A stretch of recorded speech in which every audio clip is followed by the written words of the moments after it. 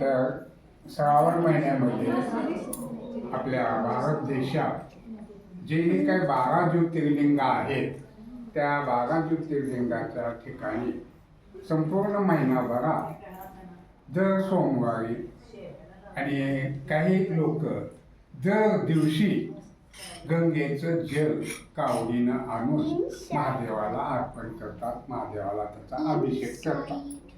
आणि विशेष करून काशी विश्वनाथाला हे फार पुरातन काळापासून प्रथा चालत आलेली आहे आणि त्यानुसार आपण हे आपल्या उस्मानाबाद धाराशिव नगरीमध्ये अशा पद्धतीनं कावड यात्रा काढून कावडीद्वारे गंगाजल आणून आपण सामूहिकरित्या महिला मंडळ पुरुष मंडळी यांनी येऊन देवाचं जयघोष करत कावड आणावी आणि महादेवाला गंगाजलानं अभिषेक करावा ह्या संकल्पनेतून गेल्या वर्षीपासून इथं आपण ही कावड यात्रा या महिला मंडळाने सुरू केलेली आहे.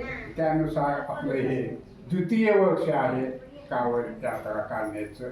सर्वांनी ह्या कावड यात्रेत सहभाग घेतला त्याच्यामुळं सर्वांचे मी आभार व्यक्त करतो. आणि असं सहभाग सगळ्या महिलांनी घ्यावा आणि असं आपण महादेवाला जल अर्पण करावं. श्रावण महिना हे सगळ्या महादेवासाठी श्रेष्ठ आहे. तर आज आहे प्रदोष, तर आपण ही प्रदोषासाठी आज ही कावड यात्रा काढलेली आहे. आणि अशा पद्धतीचे छोटे मोठे कार्यक्रम मंदिरात महिलांनी आयोजित करावे. त्याला आम्ही होईल तेवढं आमच्या परीने जे काय सहकार्य तुम्हाला लाभेल ते आम्ही सहकार्य देऊ. आणि आपल्या अध्यक्षांच्या वतीनं मी आश्वासन देतो त्यांचं जे काय सहकार्य लागेल ते सहकार्य केलं जाईल. हर हर महादेव, हर हर पशुपतीनाथ महाराज की जय, काशी विश्वनाथ महाराज की जय. छान छान.